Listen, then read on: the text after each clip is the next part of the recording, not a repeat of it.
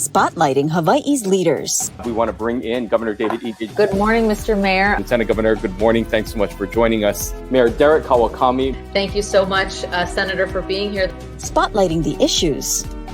Where is the virus right now in our community? How much is this overall going to cost the state? How are you responding to the community's concerns? Talk about the level of citations that you guys are writing. Spotlight Hawaii with Yunji Denise and Ryan Kalei Suji on the digital platforms of the Honolulu Star-Advertiser.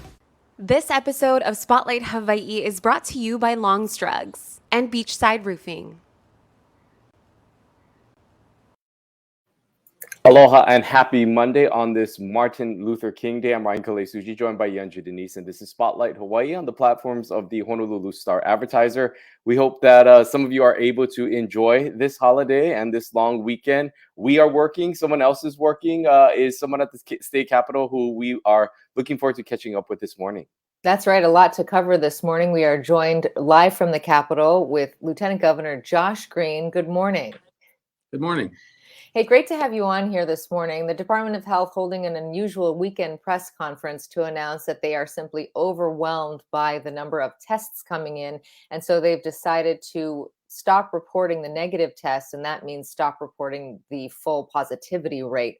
What's your reaction to the news over the weekend, and how does this impact our ability to track the virus? Well, it makes it a little more difficult, and it's frustrating at times. I feel that frustration from people who write to me and to communicate with us. I can tell you that they're doing their best at this point because they are truly overwhelmed with the crisis that's gone on for 2 years. I hope that they'll be able to bring in more people because we need those numbers. The most important numbers right now, however, are the number of people that are in the hospital and the number of people that are in the intensive care unit, because that is a number that ultimately will determine what our policy decisions have to be. And I can give those numbers day over day, hour over hour, in a very clear way, because we get those straight from the horse's mouth, from the hospital executives and the nurses that take care of patients. So we have those numbers, and I think that that is very helpful, but I would love to have the positivity rates also.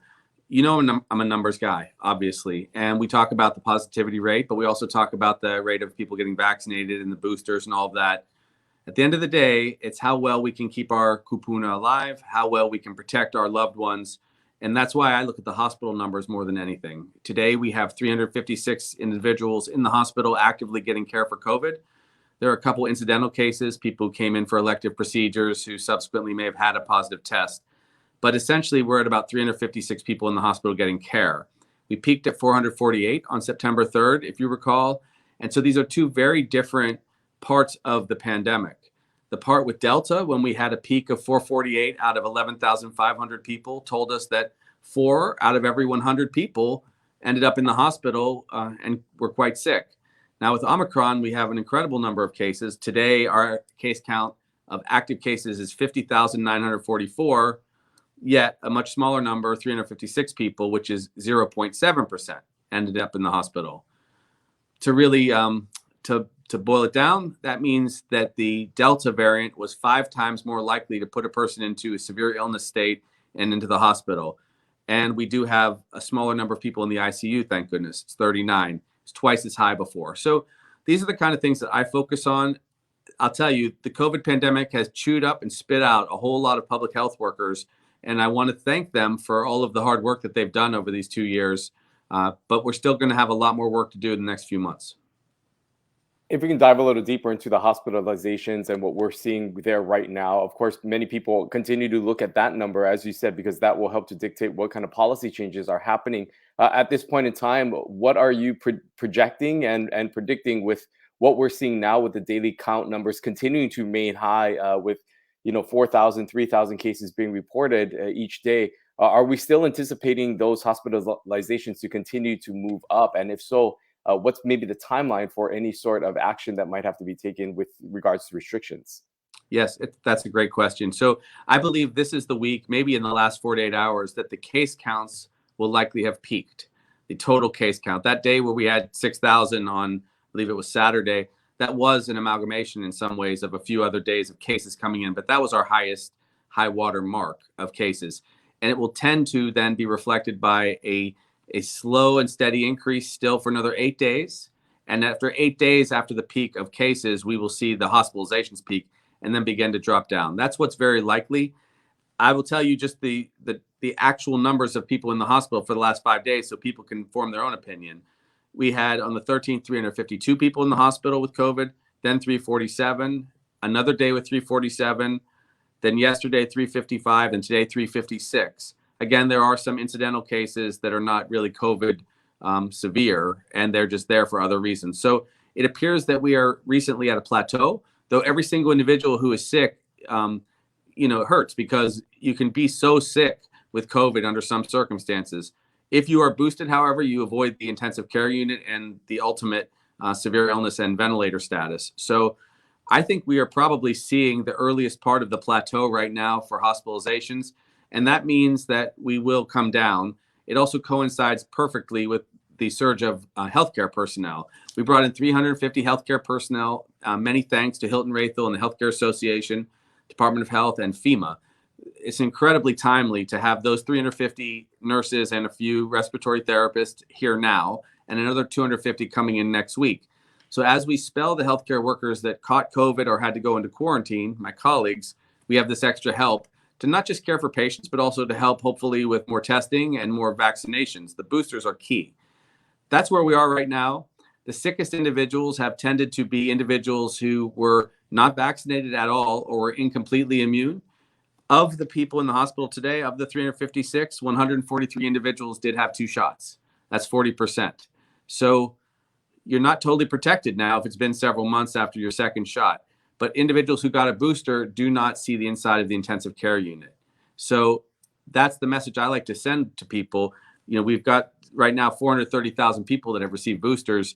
Those 430,000 people are the least likely to get severely ill.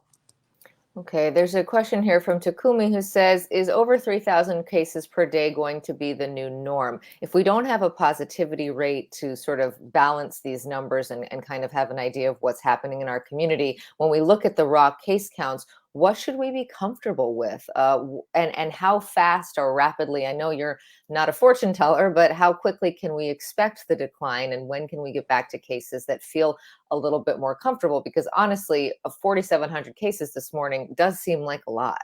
Yeah, it is a lot.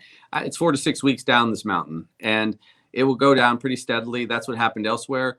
Some places it went up like a spike, a cliff upward and a cliff downward. Because they were unvaccinated. So it just swept through societies where they only had 20 to 25% of their population vaccinated, like in South Africa. For us, it was much broader because remember, 75.2% of all of our people are fully vaccinated.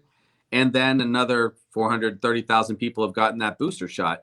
So it's harder for any of the viruses to kind of wreak havoc in society. So it'll come down a little slower, just like it went up a little slower than in some parts of the world. But what will happen is when we get back down to reasonable numbers, a couple hundred cases a day, and we have a total number of active cases closer to 2,000, because of the hospitalization rate being as low as it is, it will not register as a health crisis any longer. That's when people will be reflecting on it as endemic and something that we live with. Because, again, if you are boosted or even just because it's Omicron, it won't be as meaningful and will not be as disruptive. I know people can't wait for that. I think that you're going to see us come significantly off peaks before the end of this month. And then in February, it will steadily come down to earth. What can you tell us about the fatalities? Because we do know, unfortunately, that there are people who are still losing this battle with COVID-19, and we see those numbers each and every day. And to some degree, we've become numb by the fatality numbers. But these are lives; these are people who are connected to others in our community, and unfortunately, we are still losing a fair amount of people to this virus. What can you tell us about what we're learning about those individuals? Are they all primarily those who have been unvaccinated, or are they, do they have some pre-existing conditions? What are we learning from those who unfortunately did not make it through? Well, we're learning for sure that those who had no vaccination whatsoever were extremely vulnerable because they were guaranteed to catch the Omicron variant.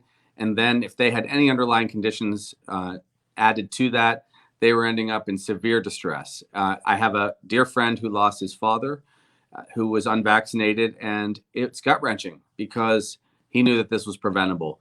We also have seen some younger people in their 30s and 40s who, for whatever reason, were not vaccinated. And some of them had actually, important reasons to not be vaccinated at the time. They had immune compromises and They couldn't tolerate vaccinations under some circumstance, and they ended up in severe states and having to be intubated. So it is still a gamut, but mostly it's people with chronic disease, especially heart and lung disease, who are more elderly and did not get that full immunity kept up. Remember, a lot of people are eligible for that booster and haven't received it yet. Probably another 500,000 people could be boosted right now if they chose to go get the shot, because over 1.1 million people have completed their vaccinations. Young people completed them a little bit more recently, so they're not quite as eligible. Although my daughter has now had her booster. She's 15 years old. So it really depends on what people's decision, their personal decision, and their values are on the booster. And I know that they view Omicron as less severe, but I can tell you, for the 39 people that are in the intensive care unit right now, they all have Omicron, and they all are suffering very severe disease.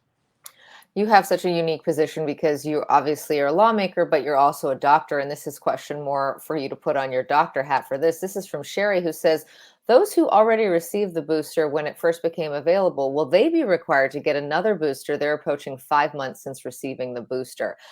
Is this something that we should just sort of anticipate having to continue on? And will there be, I know you're trying to push folks to get that first booster, but will there be a time then for a second booster and so on, from what you understand as a medical professional? Yes, they're researching the data right now. So Israel already went, because they were ahead of us by 6 months, already went ahead and have asked for that booster to go to those who are vulnerable, that additional booster, that fourth shot, those who are over 60 years old, who have chronic disease and underlying conditions that made them vulnerable, and healthcare workers who are seeing, of course, everybody with COVID right now. So that's what they recommended. I think that we will probably come to that place also. And I do know of a lot of people here that are eager to get that fourth shot, but we haven't seen good data to demonstrate yet whether it's super protective. Having a third shot, the current booster, really is a pretty good level of protection. And I was glad to get mine, I'll tell you, because when you see people on a ventilator, intubated and wrestling with this, you ask yourself, how could that happen? And you realize that they had been 7 or 8 months since they had their second shot, and that their immunity had dropped off like a cliff. And so that's why it happened to them. And they might have underlying diabetes. They might have COPD, which is lung disease from smoking usually. Those things really make it difficult on you if you get an upper respiratory virus. And in this case, we believe that COVID does attack people a little bit more who don't metabolize sugars properly. There's something connected there. We don't know what the effect is exactly, but there are some signs that some medicines work a little bit better, ACE inhibitors and certain drugs, for people who have caught COVID and are on those drugs. So there's lots and lots to find out and learn about this virus still, but getting the booster is great. I think you're going to see ultimately a recommendation of an annual booster for coronavirus. That's what it looks like to me, much like the flu virus vaccination, because it changes a little bit and we'll want to be up to date on our vaccination. Another area of frustration for many residents right now is the availability of testing options. We're seeing, continuing long lines at various testing locations with people waiting hours, being able to get some of those PCR tests. Of course, it's also very difficult to find any rapid at-home tests right now. We spoke to Scott Miskovich on this program, someone who has been involved in this whole COVID-19 testing, especially from the beginning. And he said the tests are out there. We just need to know where to order them from. But there seems to be just a lack of testing availability for those residents here in Hawaii. What can you tell us about any updates that are being done to help get that test into the hands of people and make that more available for people who need testing? Sure. Well, Scott makes very good points. He's a friend. And, we went from 3,000 to 4,000 tests a day up to about 15,000 tests a day, which even that is, of course, inadequate because there's so many people that need to be tested, whether they're going to school or their teachers or their healthcare workers or first responders. It's such a big deal that the federal government's intervening and has authorized 500 million tests, up to 8 per month for people to get, and it would be covered by insurance. So that's coming, although it can't come quickly enough. It is hard for we civilians to just go out and order a bunch of tests. Even my own family, we've gone often to Long's or CVS and bought tests when we could find them, over-the-counter tests, just to be testing with some frequency so that I wasn't putting anyone else at risk because I'm out there a lot. It's difficult. And the best thing you can do is continue to get vaccinated and wear a mask. That's what's going to protect you from spread better than anything else. And by the way, that mask, if you can, should be an N95. It's clear that that's a little bit more protective than just a cloth mask. if you can do it. But yes, I think lots of testing should be done. We have not seen the authorization yet, even the emergency use authorization of this extremely cheap strip tests, which have been proposed. And one of our inventors, even in our state, had proposed some of those. So hopefully that will come over time. In the new world going forward, you can expect us to be dealing with pandemics and outbreaks as our largest threat, even more, say, than domestic terrorism or foreign terrorism. This is a bigger health threat, a bigger economic threat than anything else has been. Therefore, you'll see innovation. And I think cheap tests will become part of life on some level, especially in the winter seasons when the coronavirus and the flu will also coincide. This coming year in the fall, I know people don't want to worry about the fall yet, but when we have the next iteration of COVID and the flu, people will wonder, do I have the flu or do I have COVID? Because it's gotten so much more mild. That's when it will be really valuable to distinguish between the two. I want to ask you about safe travels. Of course, you were the architect of that program, and you also helped to lead the vaccination. When vaccines were first made available in Hawaii. Do you think that safe travels should be modified so that boosters are part of the requirement? This is something when we talked to Maui Mayor Mike Victorino, he said that he personally had been pushing the governor to make that change. We asked the governor about making that change. He said it would take, even if he did make it tomorrow, it would take at least 2 weeks because you got to give people a heads up. Do you think that that change should be made? And if so, how soon could we expect that? Yes, it should be made, and it should be boosted or tested. It's got to be straightforward and simple. Otherwise, it will create chaos. I think that's what the best recommendation is. And so if someone's in that gray zone because they're just eligible, sure, we shouldn't discriminate against them. But you will still be able to get a test if you want to come in through Safe Travels, because we're not going to discriminate against people and not let them travel if they happen, for whatever personal reason they may have, to simply not get vaccinated. But Mike was smart when he recommended that. We were in communication constantly about that. And that's been my recommendation. Just keep it simple, please. Boosted or tested, because come February, that has given people enough time to go and get that booster. And if you got 2 shots and you did them, say, last summer, your second shot last June or July, I'm not sure they're really giving you that much protection come springtime. So it would take 2 to 4 weeks at least. We are anticipating, and we're working on it right now, anticipating those changes coming in sometime in or around February 1st. That's what the governor would like to see. It's probably more realistic that February 15th is when they'd be able to launch that program. But again, I don't want to throw everybody in the mainland for a loop. Ironically, our case counts and our hospital numbers will be coming down very significantly right about then. So it shouldn't be something that worries people quite so much. This is a large process, as we've all seen, and nothing is perfect. I never said that the Safe Travels program could be perfect, but it was enough to keep us as a travel hub, a tourist destination alive. And we were able to keep our counts as the lowest in the country. Believe it or not, even though there's a lot of cases right now, we have the lowest positivity rate in the whole country.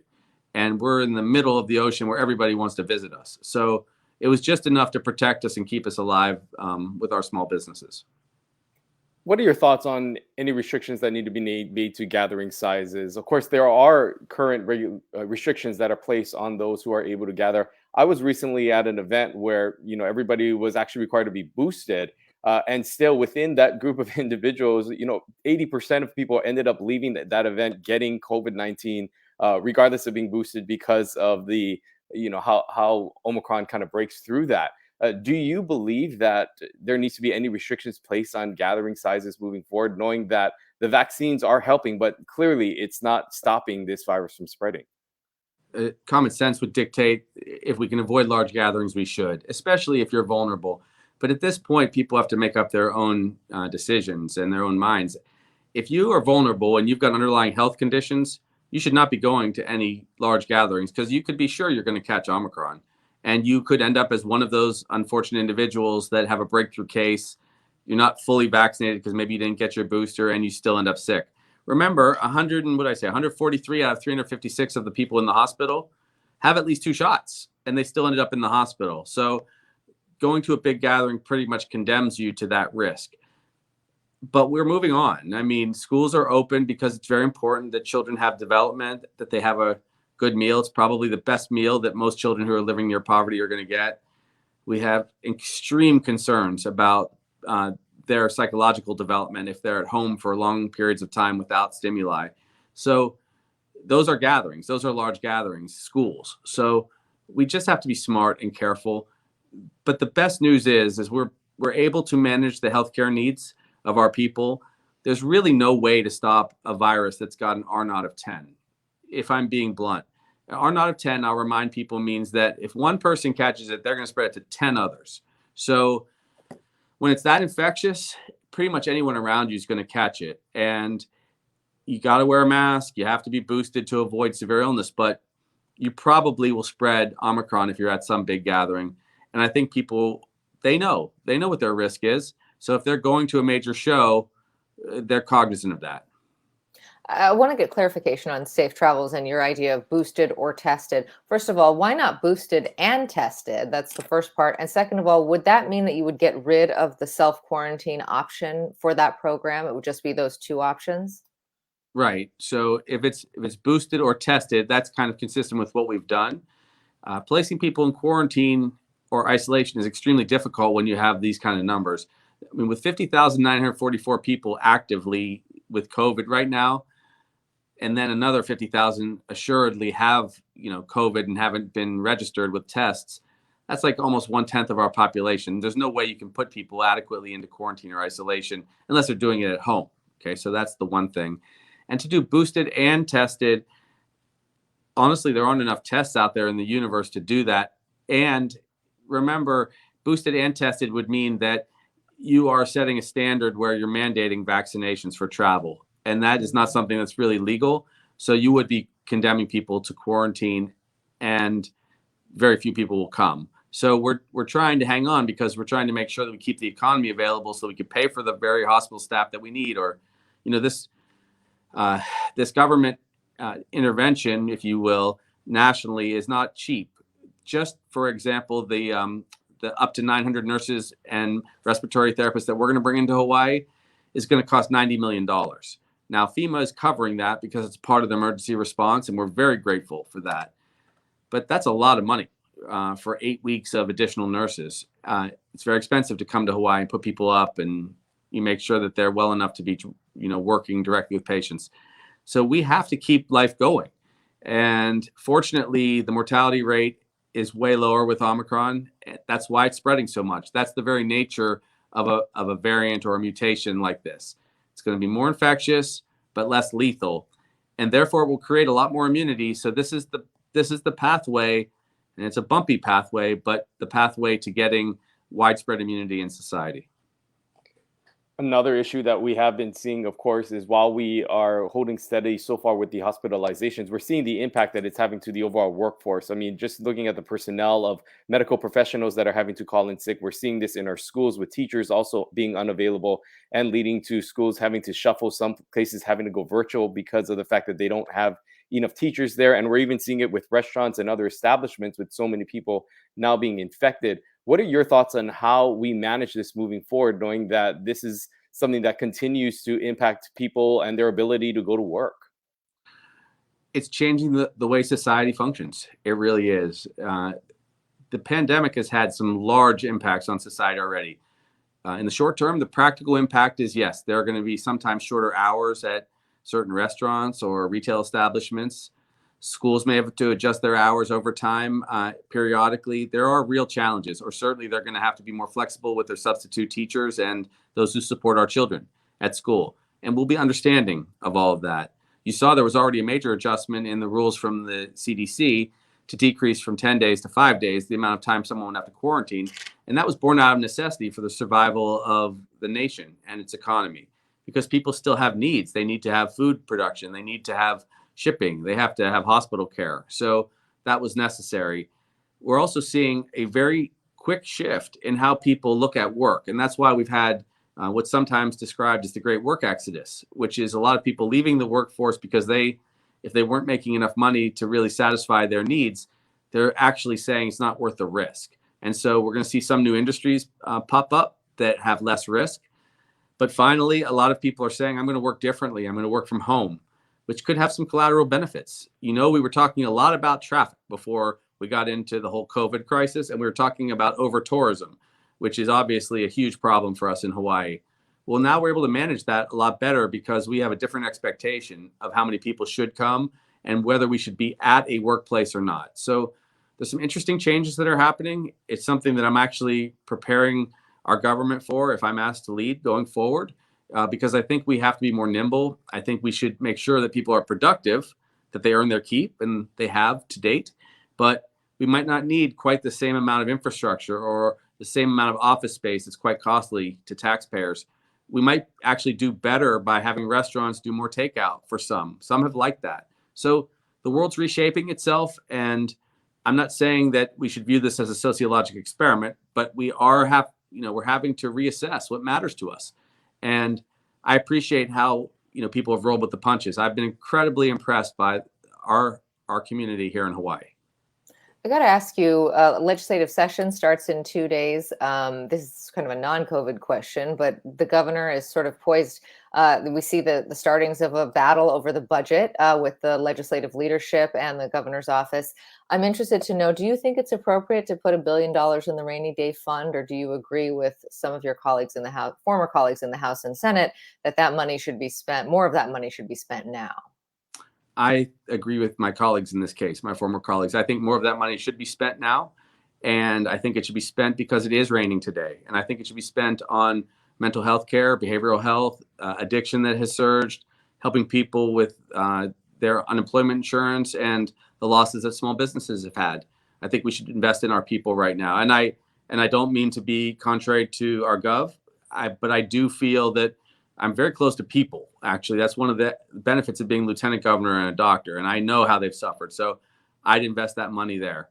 I would say that the legislature also should be mindful, because they're looking at legislation to perhaps scale back emergency powers for the governor, whoever that governor is. And there's a few of us running for governor. It's a 24/7 job when you are trying to work in the executive branch. And if I'm chosen to be governor, I will work collaboratively day and night and day with my legislative friends, the leaders on that part of the government, that branch of government.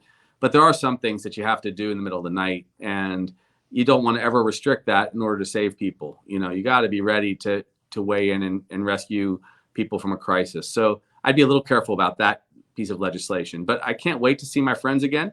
And we agree to disagree on some matters, but there's going to be a lot of work that's necessary to rebuild Hawaii after the pandemic. And for those of us who have been working on this for the last 2 years, I think we're pretty in touch with the needs of the people. And that's why, obviously, I think we should spend that money now. And, it's no surprise that I'm gearing up for a long-term plan for our state if people will have me. We do want to ask you about those plans. You haven't formally announced yet, and there are others who have announced for this race as well. Your thoughts moving forward as you prepare to run for office? Yes. So Jamie and I are preparing to reach out to everyone sometime in the very near future. Inside of a month, I believe, we'll give you our final decision and our announcement. It's a deeply personal decision because we've gone through so much together as lieutenant governor and community, and it really has been an honor. So we'll make that decision as soon as we get through the last throes of this COVID crisis. There are still 39 people in the intensive care unit. So honestly, I'm focusing mostly on COVID right now, and also to a degree on Red Hill. Those are where my areas of focus are. But the decision's coming, and I don't want people to feel me coy. I just want to make sure we deal with our crises a little bit before politics rears its head. On the subject of politics, before we get off of this, and I know that there are some people in the comments who don't want us to talk about politics, but it's happening all around us. Of course, last week we saw 3 former deputies or high-ranking folks at Honolulu Hale turn themselves in to the FBI. There's a lot of rumblings about what that could mean for one of your potential opponents, former Mayor Kirk Caldwell. Do you have anything to say about what's happened at Honolulu Hale in that regard? I really don't. These are things that I was not a part of or even aware of. Different branch of government, different part of government. I really am just focused on the surge of COVID that we've had. We've had this incredible surge, and it's meant that 50,000 of our people have got COVID in the last 2 weeks. So that means a heck of a lot more to me than politics does. So I'm sure that will play out in whatever way it's meant to, but I will focus on COVID and Red Hill, and probably mostly issues during the campaign more than people would expect, because my role as lieutenant governor really needs me working. And that's what you'll see from me. But I don't wish anyone ill. I would say that. I hope that people can resolve these matters, but I'll be focused on COVID in Red Hill for a while. As we wind up here, and we do appreciate you taking the time on this holiday to join us, I wanted to get your final thoughts as we move forward. Obviously, people continue to see these high case counts. They're worried about what that potentially means for just the overall spread of this COVID-19 Omicron variant in our community. And while some experts, are saying this could be going on for a while, what is your message, I guess, to those individuals out there who continue to be worried about where we're at right now with these case count numbers and where we're at as a state? What I would say is we have the tools in our hands to control our own destiny. If you have had 2 shots of the vaccine already, you are eligible, very likely, to go get a booster and go get one, because you will not get sick. You will not be looking over your shoulder for the Omicron variant coming to get you. You will be safer so that you don't end up hospitalized, and you won't have to worry about the impact on your family either. So I think that we have the tools. We've learned so much, so we know how to prevent significant spread, clusters, and outbreaks. It's not easy, but we know to not go to raves, and we know not to go to unmasked large events. Those are guaranteed incidents for infection and its spread. So we know the right things to do. We also know how to keep our businesses open now with a little caution. We know that our kids can be safely at school. They may catch COVID. My son Sam caught COVID at school. I want people to know that. And this was before he could get vaccinated. He was fine, did fine. He's a young guy. But it's a part of our reality. And we should never move away from what we know to be reality. We should take it head on. We should be brave about it. And we should make good decisions based on science, which I hope that we've done more than most. We've had the second lowest mortality rate, which, for COVID, I'm so grateful, because we have lost loved ones. We've lost 1,126 loved ones.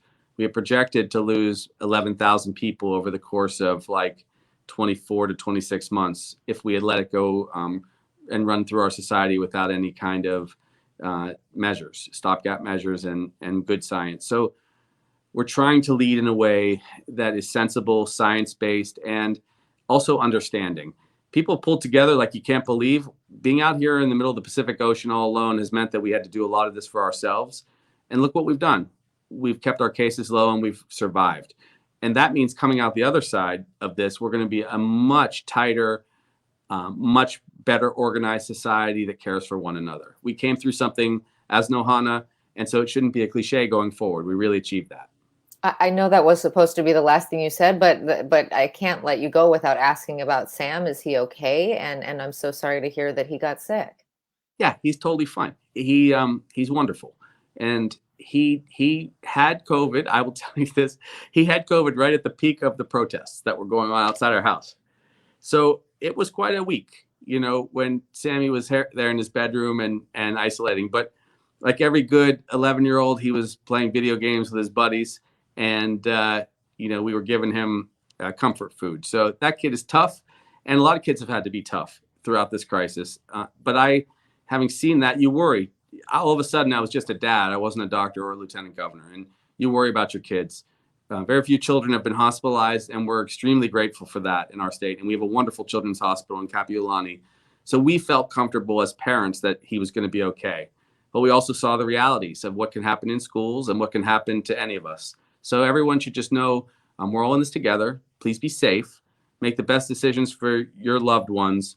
And soon it will be over. So in spite of Omicron, fewer hospitalizations, fewer intensive care unit admissions, and more help on the way this week and next. So I want people to know that we're okay. Okay, Lieutenant Governor Josh Green, thank you for that update. We're so glad to hear that Sam is okay. And thank you for joining us here on this holiday Monday, Martin Luther King Jr. Day. Thank you. Thanks for having me. Aloha.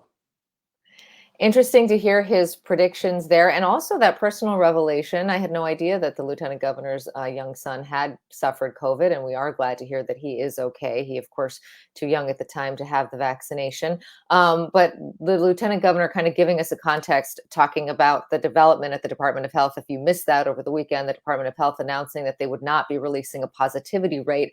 There are simply too many cases coming in for them to crunch all of those numbers, so they're just going to be giving raw data, just the case counts every day. And they said that would probably be for about 2 weeks until they can kind of get that data all under control. They also said that they really aren't doing significant contact tracing because they just don't have the ability. And when you look at how many numbers there are, how many cases there are, rather, that seems pretty obvious as to why. The lieutenant governor, though, saying that he thinks we are plateauing right now when it comes to cases, and he does expect a decline. So he is saying that, we still need to be careful, but that things will improve by his estimation sometime in the near future. Yeah, he's predicting that things will continue to remain as where they have been for these last few weeks for the next week or so, before we start seeing some of those numbers begin to drop off, going into the early part of February. Of course, this is a lot different from what we've heard from experts that we've had on this program. Tim Brown, who works with the East West Center, says that this is a spike that could continue on for some time. Of course, he follows these variants and does a lot of research on this. He doesn't predict that this is going to necessarily come down anytime soon. We also heard from Scott Miskovich, who also said that he thinks that this is going to be something that we're going to be experiencing for some time.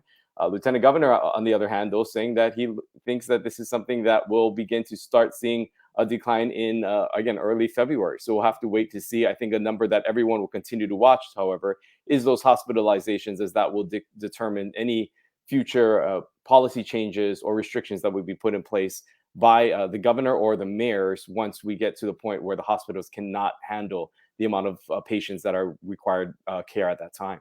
Right, we do have those relief medical workers that have come in, about half of the people that we are expecting to come in on behalf, FEMA's footing the bill there. He said it's $90 million to have these folks come in for, I believe, about 8 to 10 weeks. But that is much needed relief at our hospitals right now. And he also talked about potential changes to the Safe Travels program, asking people that they be boosted or tested before they come to the islands. That would be a change. He says that he would hope that it would happen by the 1st of February, but more realistically, probably by the middle of the month. Yeah, so Lieutenant Governor always spurs on a lot of conversation and comments. We thank all of you for entering your comments. We know that some of you may not agree with his policy, and some of you are happy with the job that he's doing, but our intent here is really to just provide questions and summarize some of the questions that come in. We know that there have been a lot today, and we do try our best to get those questions in there to help provide some context into what's happening right now. And the conversation will continue on Wednesday. That's right. It's the start of the legislative session. We heard there a little talk at the end about that $1 billion rainy day fund. What is the state budget looking like? The $1 billion that the governor rather wants to put in the rainy day fund, and some disagreement there with the lieutenant governor, and also the lawmakers that are going to be coming into the State House. We are talking to Carl Bonham from UH. He, of course, covers the economy for UHERO, and he'll be giving us his estimation as to, how we got to a position that we can even have that conversation about having $1 billion extra and that kind of wiggle room, what should happen to that money, and kind of long-term economic forecast for this year and beyond. So we always love having Carl Bonham on, and we hope you will join us right back here for that conversation Wednesday at 10:30. We'll see you then. Aloha. This episode of Spotlight Hawaii is brought to you by Longstrugs and Beachside Roofing.